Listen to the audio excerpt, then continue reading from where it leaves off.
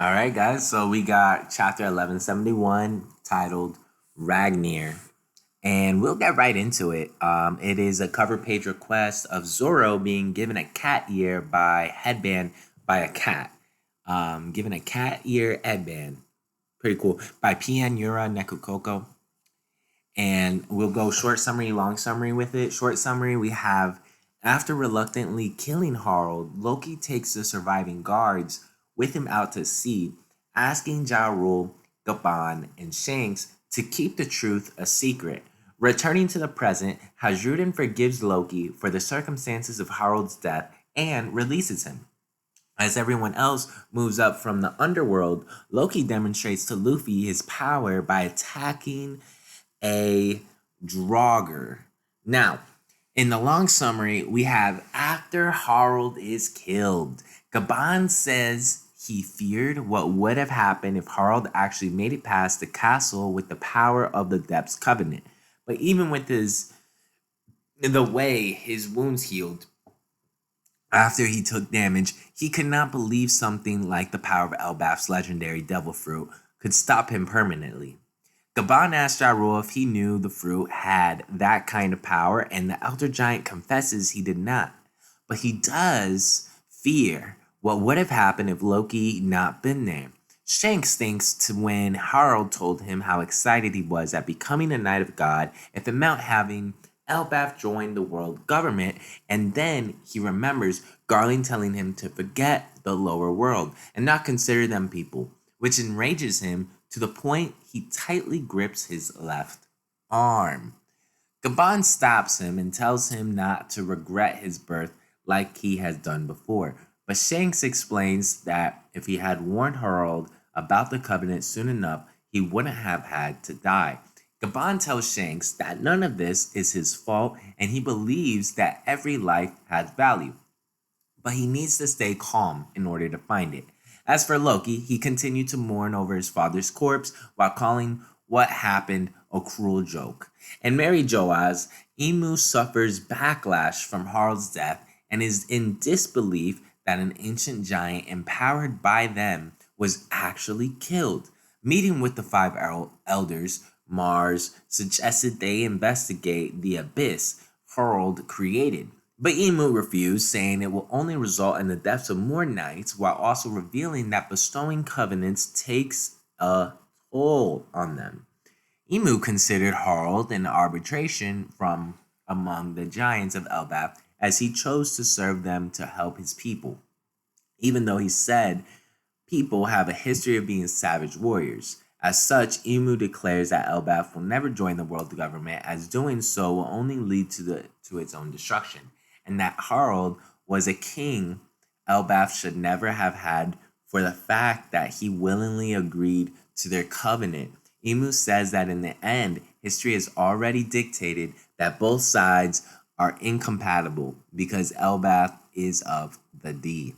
Back in the throne room, Loki meets with Gaban, Shanks, Ja Rule, and whoever else survived, as Ja Rule tells Loki that news of Harald's death will cause unrest.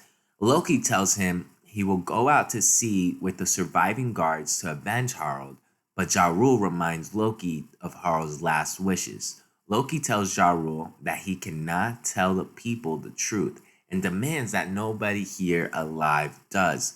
Ja Rule warns that the people will naturally blame him for this because of his reputation, but Loki says he is used to it and that he does not see himself as the type of person who can carry on Harald's ideals, but that does not mean he cannot help in his own way.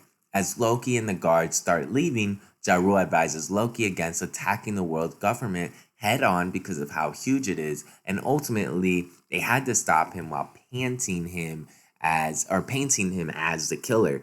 In the present, Loki tells Hasrudin that by the time he returned home, all of Elbaf was blaming Loki for killing Harald, but he personally would never brag about it. He just wanted to persevere, preserve everything Harald fought for, unless he felt he should have told everyone the truth. His story, finished and backed up by Gaban, Hajrudin says he finally understands why Ja Rule kept trying to protect him despite the country's wishes for his execution, and he believes that Harald would have accepted death over being manipulated by the world government, though he still does not know how they did it. Gaban adds that he knew knights played a role in Harald's story, but Loki still does not know the full details. Unlike Gaban, Gaban offers to fill Hajrudin in, but he declines for now, as he needs no reason to protect his homeland. Hajrudin personally undoes Loki's cuffs and acknowledges that they both loved Harald, apologizing for not realizing that sooner and asking Loki to help him fight for their homeland.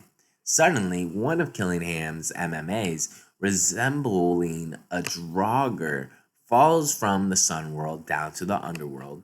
Loki considers it the perfect warm up and tells his half brother to go on ahead because he can fly up later. Hajrudin gets on board with his crew, and all five of them apologize to Loki for thinking he killed Harald in cold blood, though Hajrudin states that he has not forgiven him for all the other crimes he has committed. But Loki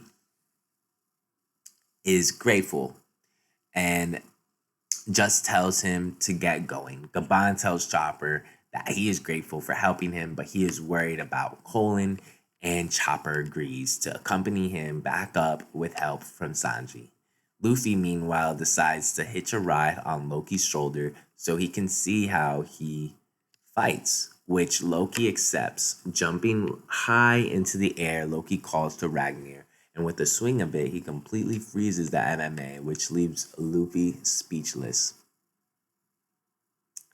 And so the author comment on this one was um, Oda. He says the Mrs. Green Apple show, Babel No Toe, was amazing. They used the whole area to tell the story, and I was overwhelmed. So it's a great time, man. I think that chapter is, I wouldn't say a 10 out of 10. Like I didn't cry, I didn't feel any like crazy emotions from it, but it was great setup.